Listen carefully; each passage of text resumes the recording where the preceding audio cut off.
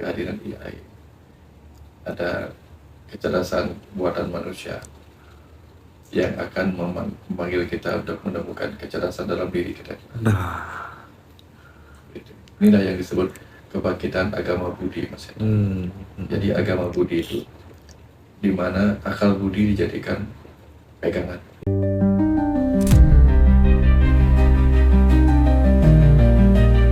Enlightenment seorang Nabi Muhammad ini kaitannya ternyata sama kemanusiaan gitu. Nah, perjalanan cerita itu sampai di dunia dewasanya itu udah masuk pelajaran filsafat, Indra. Spektrum ateis itu beda, dari mulai ateis yang paling santai sampai ateis yang paling radikal juga Iya, ada. ada.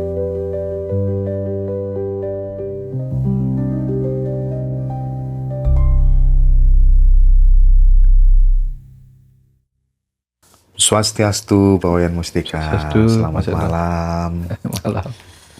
Ya, jadi di kesempatan sebelumnya kan kita sempat ngobrol tentang Habib Rizik yang memberikan predikat KDM sebagai Bapak Kemusyrikan Sunda itu ya, Pak ya. Ya. Tapi saya waktu kita makan, Ya. Pak Wayan tiba-tiba nyeletuk. Mas Hendra tahu nggak? Sebenarnya Indonesia tuh sangat butuh yang namanya tokoh seperti Habib Rizik gitu. Waduh. Dan mungkin teman-teman juga banyak yang kaget gitu ya. Nah, mungkin perlu diberikan penjelasan Pak Wayan kenapa Indonesia butuh sosok seperti Habib Rizik. Saya dibesarkan oleh kisah Mahabharata, Mas Hendra. Oke. Jadi ketika kita banyak mendapatkan pengetahuan dari apa yang disampaikan Sri Krishna kepada Arjuna di tengah medan Kurukshetra, di situ kemudian saya sadar ada peran antagonis yang dibutuhkan untuk memunculkan kebijaksanaan Krishna. Oke. Kalau tidak ada Sakuni, tidak ada Guru Drona yang berpihak pada Korawa, maka tidak akan ada kemunculan situasi di mana terjadi kondisi dan kesempatan Sri Krishna menyampaikan petua-petuanya. Di Bali, saya kenal ajaran-ajaran seperti itu, Mas Hendra. Bahwa tidak akan ada cahaya terang yang dirindukan kalau tidak ada kegelapan yang membuat orang tidak bisa melihat keindahan itu. Orang tidak akan terbangun kalau dia nggak pernah tidur. Tidak akan ada istilah kebangkitan kalau orang tidak akan pernah mengalami masa keterlelapan. Nah, hidup itu bergelombang. Hidup secara pribadi bergelombang, secara suku, secara bangsa juga bergelombang. Ada masa di mana muncul kejayaan, ada masa di mana orang mengalami kehancuran untuk rindu pada kejayaannya kembali. Nah, orang-orang itu perlu dibuat jengah, Mas Eda. Perlu dibuat jengah. Ada banyak orang menjadi kaya karena caci maki atas kemiskinan yang dia Ya. jengah muncul. Iya. Malu karena merasa dirinya sebenarnya punya potensi, tetapi karena terus-menerus diejek, dicaci maki, dikatakan ini, dikatakan itu, lalu dia ingin membuktikan siapa dirinya. Bangsa ini perlu diperlakukan seperti itu sesekali. Kalau saja tidak pernah merasa dirinya terjajah oleh Belanda, oleh nikah, maka tidak akan ada anak-anak muda yang membangkitkan kemerdekaan. Jadi kadang di satu sisi kita perlu berterima kasih pada penjajah. Itu mempersatukan. Iya benar ya, logis Mempersatukan juga. seluruh bangsa. Makanya muncul Sumpah Pemuda. Kenapa? Karena ada penjajah yang mencoba mencerai-beraikan bangsa-bangsa, suku bangsa. Kalau tidak pernah ada upaya percerai-beraian anak-anak bangsa, Sumpah Pemuda tidak akan sampai muncul 2 kali. Nah, sekarang ketika anak-anak bangsa merasa dirinya kembali dipecah toleransinya antar suku, antar agama, antar bangsanya sendiri gitu. Maka itu adalah panggilan dari semesta untuk itu panggilan dari roh bapak-bapak bangsa kita, penemu bangsa kita, untuk kita kembali bangkit, Mas Hendra. Hanya dengan cara itu, Mas Hendra. Tapi kadang bangsa ini harus dibangkitkan dengan tamparan yang keras, Mas Hendra. Karena bangsa ini bangsa tanda petik ya. Kadang-kadang pemalu. Malu menunjukkan siapa jati dirinya. Sampai dia ditampar oleh kehidupan ini. Dicaci maki oleh kehidupan ini. Disitulah anak-anak yang pernah menjadi bangsa besar ini, Mas Hendra.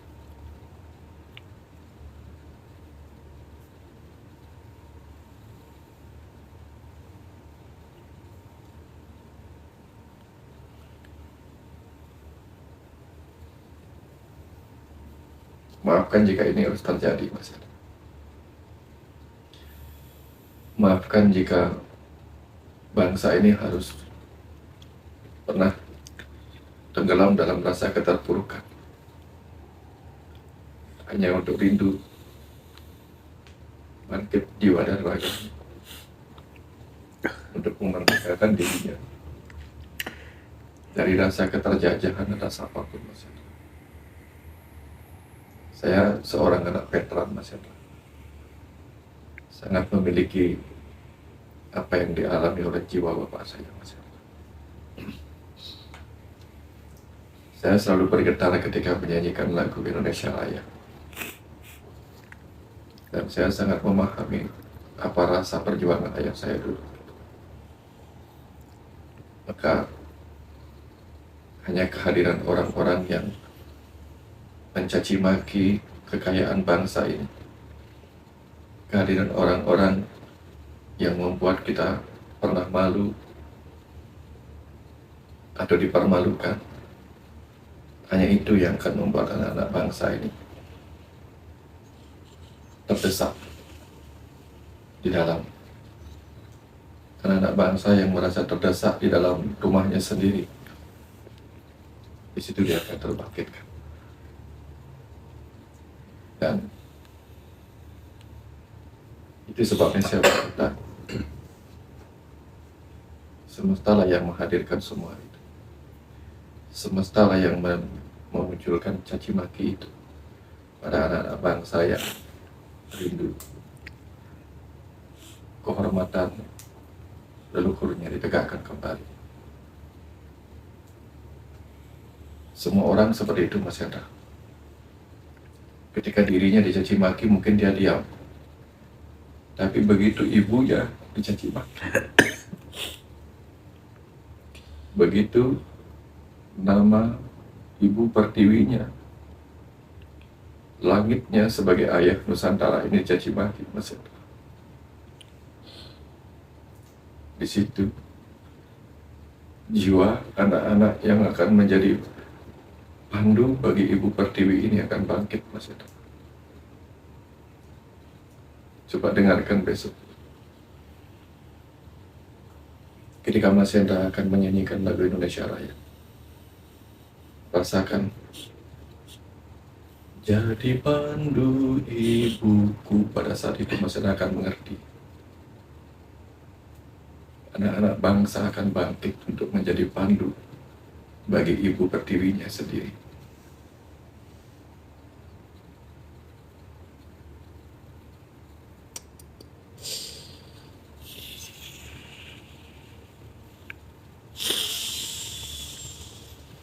Setiap tekanan dari atas dan bawah, setiap bara dari ibu pertiwi ini akan menciptakan intan-intan yang bercahaya. Maka saya berterima kasih atas apapun yang diberikan oleh tanah Nusantara ini, Mas Hendra. Karena saya percaya semua tekanan dari luar dan dari dalam ini akan membangkitkan permata-permata Nusantara ini. kita akan kembali menjadi jamrud khatulistiwa.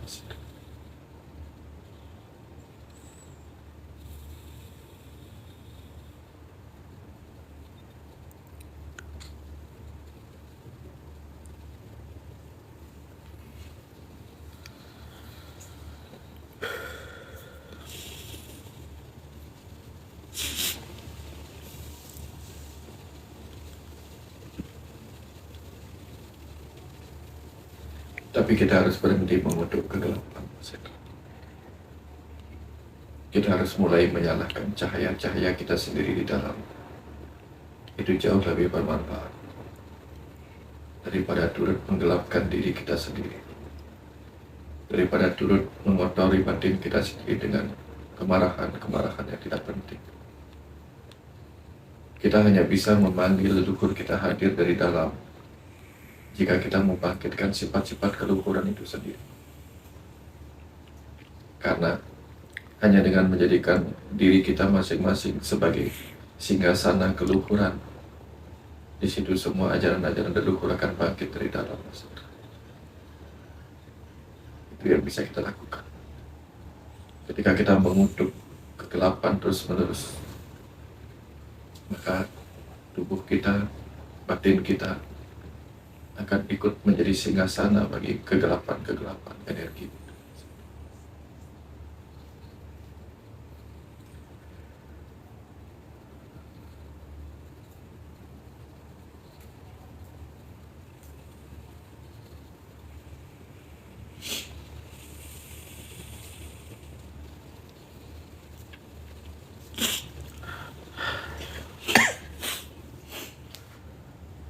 Oke.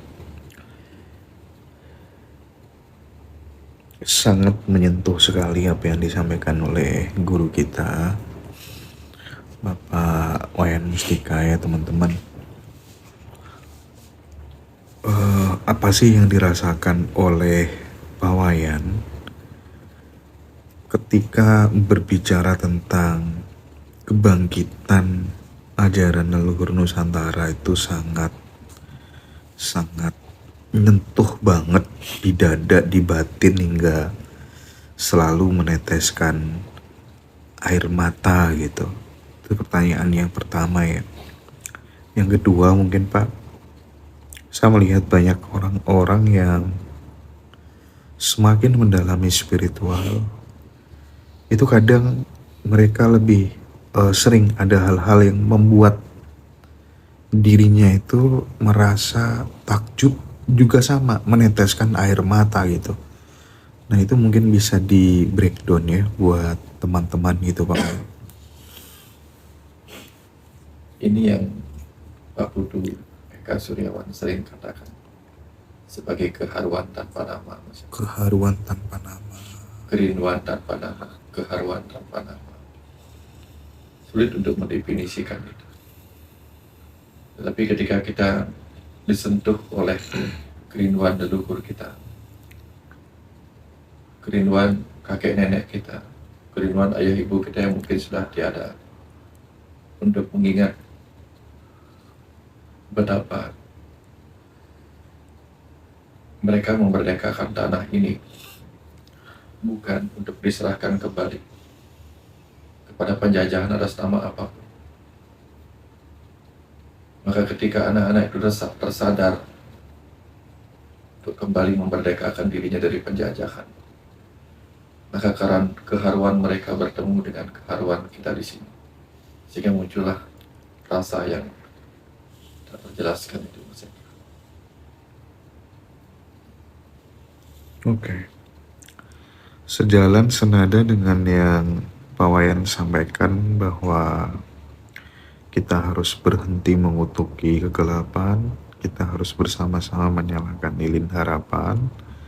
Artinya kita memahami bahwa orang-orang seperti Habib Rizik itu hanya wayang saja gitu, ada dalang yang menggerakkan. Dia hanya memainkan peran yang dengan peran itu akhirnya bisa memunculkan, membangkitkan sebuah kesadaran kolektif masyarakat untuk lebih dalam lagi mengetahui siapa jati dirinya. Begitu Pak Wayan? Ya. Kebetulan Mas Hendra penyuka sepak bola sama seperti saya. Ketika kita membela klub sepak bola di kota-kota kita sendiri, kita pecah. Karena kita memiliki masa-masa persatuan sepak bola di daerah kita. Tapi begitu kita memiliki musuh bersama dari luar, ketika melawan Cina asing misalnya, yeah. pada saat itu kita menjadi satu bangsa. Jadi dalam banyak hal itu memiliki kemiripan. Ketika kita disatukan oleh rasa keterjajahan, oleh apapun yang datang dari luar, nah itu memantik kita untuk sadar kita ini satu kesatuan yang harus membela bangsa kita, kebudayaan kita, jati diri bangsa kita. Sepak bola itu sebenarnya memanggil kita untuk ingat lagi kepada lagu itu. Oke. Lagu Jadi pandu ibuku tadi ya.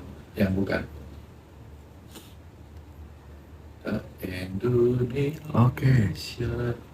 tanah Air beta. Jadi walau aku jauh di luar kan kita, saya lupa lagu, bukan yang di mana ya. Saya lupa lagu yang di sepak bola, tapi saya suka nyanyikan lagu itu. Ya.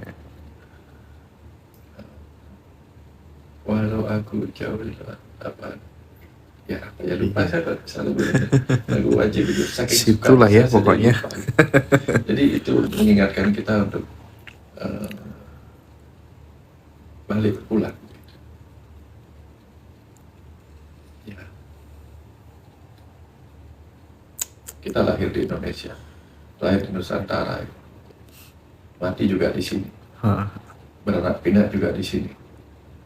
Kalau itu diambil alih oleh orang luar, apapun wujudnya dari luar itu,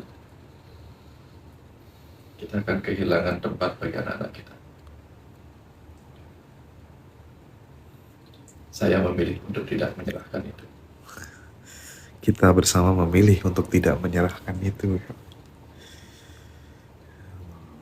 Kapan hari itu saya sempat ya ngobrol dengan salah satu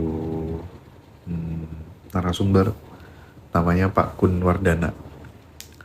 Beliau meyakini bahwa ini kan sekarang kita sedang memasuki era AI. Nah, setelah era AI ini kita akan memasuki fase kebangkitan spiritual. Nah, setuju gak Pak Wayan? Ya. Ada hubungannya gak ya? Ya, memang begitu Mas. Kehadiran AI ini juga bagian dari itu Mas. Kehadiran AI, ada kecerdasan buatan manusia yang akan memanggil kita untuk menemukan kecerdasan dalam diri kita. Nah, inilah yang disebut kebangkitan agama Budi Mas. Jadi agama Budi itu di mana akal budi dijadikan pegangan. iya. Maka akan muncul anak-anak yang banyak mempertanyakan agamanya untuk mengulik lebih dalam apa sih akal budi yang tersimpan di situ.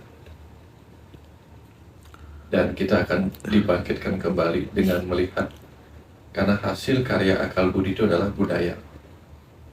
Dan dia muncul melalui art dulu. Karena setelah artnya dikupas baru muncul sains. Karena art dan sains itu satu kesatuan. Oke. Kira-kira seperti itu. Nah, Pak Wayan berarti tadi kan Pak Wayan berpesan untuk tidak mengutuki kegelapan gitu. Berarti nggak ada gunanya menghujat orang-orang seperti yang kita sebutkan di awal tadi gitu ya, menjelek-jelekan nggak ada gunanya gitu ya. Fokus saja apa yang bisa. Oke. Apa yang dirasain? Seperti misalnya kita di awal tadi, kalau kita dicaci maki miskin, budi kan bisa memperkaya diri. Oke. Jauh lebih penting daripada kita sibuk mengklarifikasi bahwa kita nggak miskin, tapi faktanya kita nggak punya apa-apa kan. Lebih baik bangkit dan kerja keras buktikan bahwa saya tidak seperti yang mereka katakan. Itu Iya, yang iya. terpenting. Gitu. Kemarin saya tuh melihat satu konten di video TikTok ya. Di video TikTok itu ada orang yang ngeluh. Kenapa sih akhir-akhir ini TikTok, terus kemudian media sosial yang lain itu dibanjiri dengan tokoh-tokoh agama Islam yang ceramah seperti Abu Marlo, seperti Syaiful Karim, seperti Farudin Faiz, dan lain sebagainya gitu. Dia yang bikin konten tuh kayak nggak terima gitu, Islam kayak gitu kok dianut gitu. Tapi Pak Wayan, justru komentar itu dibanjiri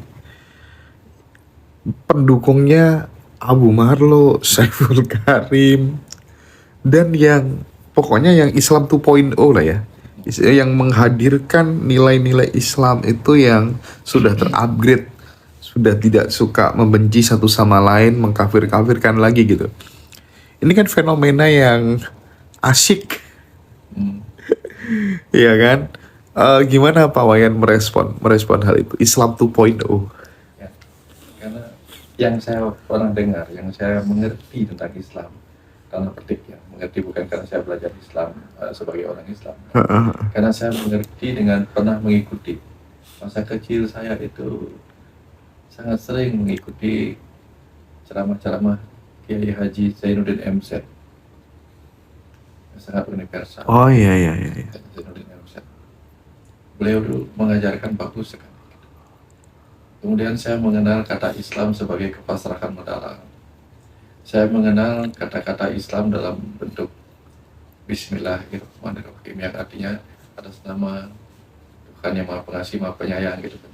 Jadi kata-kata Maha Pengasih, Maha Penyayang itu sangat-sangat lekat bagi saya dengan Islam. Maka orang akan merindukan Islam yang rahmatan lil alamin. Maka ketika ada orang yang kembali mengajak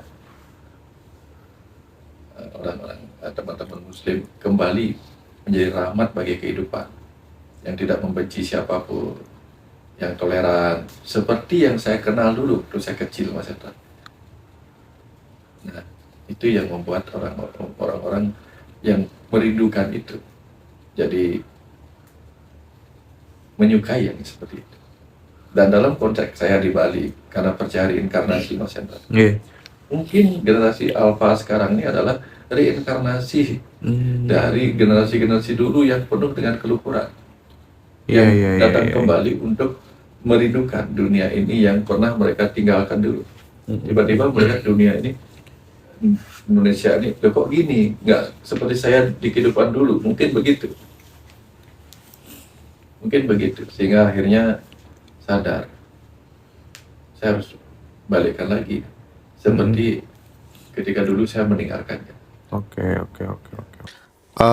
Jadi prinsipnya Pak Wayan optimis bahwa kebangkitan ajaran-ajaran Nusantara, spiritual Nusantara ini akan benar-benar terjadi, meskipun banyak di luar sana yang selalu pesimis bahwa dunia ini sedang dikendalikan oleh segelintir elit, akan dirusak ya lewat berbagai macam virus lah, pandemi lah, yang kemudian pokoknya kita akan dijadikan robot, manusia akan dimusnahkan, dikurangi jumlahnya gitu. Nah, ini penting untuk mendengarkan perspektif Pak Wayan Mustika dalam konteks spiritualitas. Gimana Pak? Kalau yang ingin memusnahkan bangsa Indonesia ini adalah orang-orang yang pebisnis misalnya. Oke. Tentu mereka akan memilih kerugian. Karena apa? Indonesia ini kan dengan rakyat yang besar kan jadi market yang besar. Kalau dia habiskan ini, lalu mereka jualnya kepada siapa? Iya. Logika berpikirnya begitu. Kemudian ketika mereka merasa jumlah manusia terlalu banyak gitu misalnya, Anggaplah Indonesia mau dimusnahkan. Lalu siapa yang menanam sesuatu di sini? Anggaplah mereka orang-orang kaya yang super kaya itu ingin menghancurkan rakyat kecil gitu misalnya kan. Apa mereka kemudian akan bercocok tanam? Apa mereka yang akan menangkap ikannya sendiri gitu? Orang-orang besar itu butuh orang-orang kecil. Orang-orang kaya butuh orang-orang miskin. Hidup ini memang akan penuh dualitas, Mas Hendra. Ya, karena mereka nggak bisa mengerjakan semuanya. Jadi itu nggak akan terjadi. Oke. Minimal Tapi saya mengamati semua semesta ini, Mas Hendra. Mengamati. Iya. Apa yang terjadi pada bangsa ini adalah sejarah yang berulang, tapi dengan cerita yang berbeda. Diulang dengan cerita yang berbeda. Saya mengamati terus-menerus. Terus-menerus perjalanan sejarah. Mungkin itu teori siklus gitu ya. Ya, siklus Siklusnya tapi remedi berputar, tapi dengan cerita yang berbeda. ya hasil yang berbeda. Remedi tapi ini. Saya amati terus, Mas. Dalam perenungan saya amati. Ini bagian ini pengulangan yang ini. Bagian ini pengulangan yang ini. Saya amati. Contoh. Mungkin ya contoh. Dulu ketika Bung Karno pernah mau merebut Freeport, kasusnya meninggal. Oh iya. Sekarang ketika merebut Freeport, hasilnya berbeda. Banyak perubahan. Di tahun 1918 kita di Bali terutama yang saya tahu ada wabah flu Spanyol, belum ada obat pada saat itu. Sekarang 100 tahun kemudian muncul lagi wabah yang sama dengan jenis berbeda gitu. Ya, hasilnya berbeda. Nah, jadi semua pengulangan terjadi dengan hasil berbeda. Oke. Ya, karena ini saatnya. Gitu. Kayaknya kepemimpinan pun juga sama deh. Sama. Diulang, tapi hasil berbeda. Hasil berbeda. Seperti itu, Mas Hendra. Menarik. Ya. Nanti cobalah diamati itu sendiri. Iya. Saya setuju dengan teori siklus itu. Iya. Setuju banget saya.